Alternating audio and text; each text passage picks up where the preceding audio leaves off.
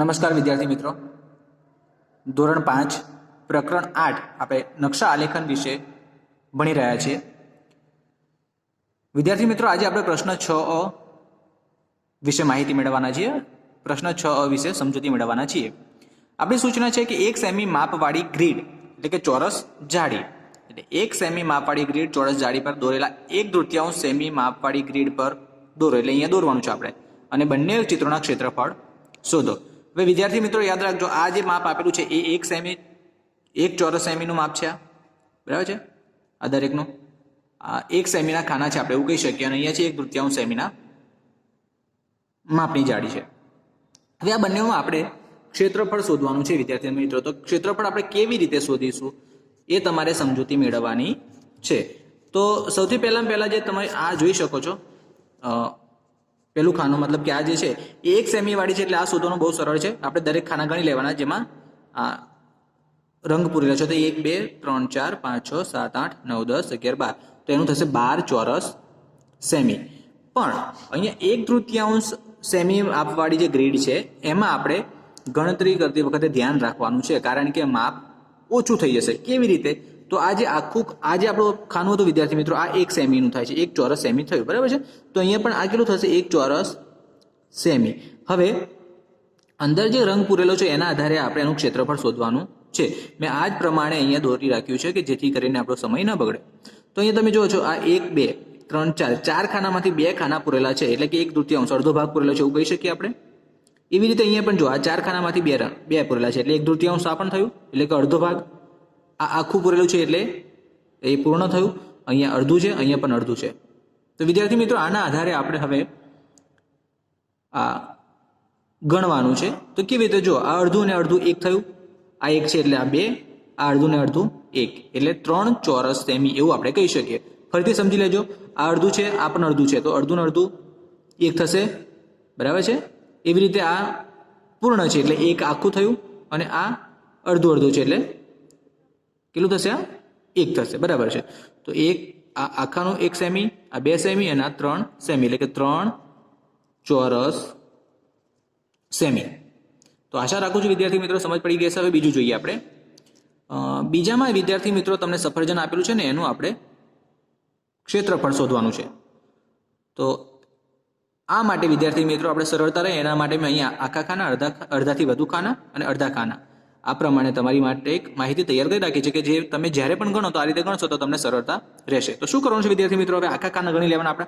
તો અહીંયા મેં આગળ શેડો કરી રાખ્યો છે, મતલબ કલર પૂરી રાખ્યો છે, બરાબર છે. તો આપણે ગણી લઈએ. 1 2 3 4 5 6 7 8 9 10 11 12. કહેવાનો મતલબ વિદ્યાર્થી મિત્રો આખા ખાના કેટલા થયા?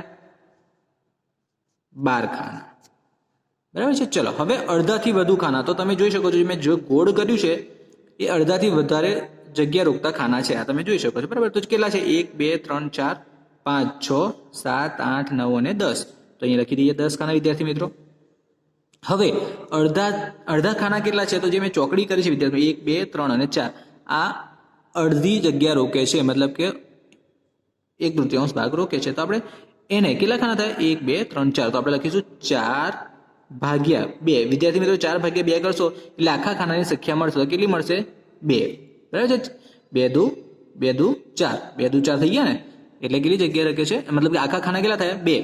એટલે આ અડધું 1, આ અડધું 1, એટલે આ 1 ને 1 2, આ 2 ખાના. હવે આનો સરવાળો કરો તો 2 ને 2 4, 1 ને 1 2, તો 24. તો વિદ્યાર્થી મિત્રો 24 આપણો જવાબ આવશે. 24 ચોરસ સેમી. વિદ્યાર્થી મિત્રો ચોરસ સેમી હંમેશા લખાય, યાદ રાખજો જ્યારે ક્ષેત્રફળ લખો છો ત્યારે. હવે વિદ્યાર્થી મિત્રો આ જ પ્રમાણે તમારે અહીંયા દોરવાનું છે, અને આના આધારે તમારે એનું ક્ષેત્રફળ શોધવાનું છે. તો વિદ્યાર્થી મિત્રો જ્યારે શોધશો ત્યારે હું તમને અત્યારે જવાબ કહી દઉં છું કે 6 ચોરસ સેમી આનો જવાબ આવશે, બરાબર છે. ચાલો હવે આપણે પ્રશ્ન બ તરફ વધીએ. તો 1/3 સેમી માપવાળી ગ્રીડ ચોરસ જાળી અહીંયા આપેલી છે, તે પર દોરેલા ચિત્ર 1 સેમી માપવાળી ગ્રીડ પર દોરો. એટલે અહીંયા હું દોર્યું છું, તમે જોઈ શકો છો. આ પ્રમાણે તમારે દોરવાનું છે. તમારે દોરતી વખતે વિદ્યાર્થી મિત્રો ધ્યાન એ રાખવાનું છે કે ઉપરનું આખી લાઈન ખાલી છે તો અહીંયા ખાલી રાખવાની. અહીંયા જે પ્રમાણે લીધું છે આ તમે જોઈ શકો છો, આ બરાબર છે. જો તમે આ રીતે નહીં લો તો ભૂલ પડી શકે છે. એટલે જે પ્રમાણે અહીંયા છે, જે લાઈન ઉપર તમને આ લાઈન આપેલી છે એ જ પ્રમાણે અહીંયા લાઈન તમારે દોરવાની રહેશે. તો આ માત્ર અહીંયા તમારે દોરવાનું છે.